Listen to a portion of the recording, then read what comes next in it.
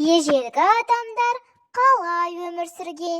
Ежелгі адамдар тобырмен өмір сүрген. Тобыр бірнеше адамның бірге жүріп, бірге өмір сүруі. Ежелгі адамдар жалғыз жүрген жоқ, тобырмен өмір сүрген. Олар шамамен 2,5 миллион жыл бұрын өмір сүрді деседі. Ал олар үстеріне қандай киім киген? Олар аң аулап және олардың терісінен қысқа арналған күртелер жасап шығарған деседі.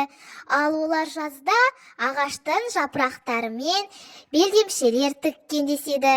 Және де олар от жағуды үйренген. Отты тасқа қашаша арқылы жазған. Оларға арнайы таңдаулы тастар керек болған. Ол таңдаулы тастармен тек қана от жақпай садақ оқтарын жасаған.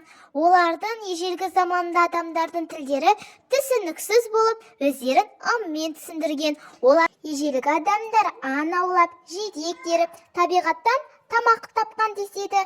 Олардың көбінесе қызыл жидек олардың азықтары болған. Ал жануарлардың еті ең сүйікті тағамдарының бірі. Олар тасқа жазу, сурет салу арқылы тілдескен деседі. Олардың түрлі құралдарымен тасқа қашап жазғызған. Енді сендерге тағы да бір қызықты фактор айтайық. Ежелгі адамдар суретті тасқа салған, бұл суреттер петроглифтер деп аталған деседі.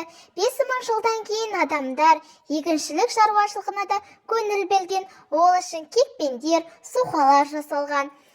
Яғни терімшілдік әдісінен егіншілдік әдісіне айналысты десек те болады.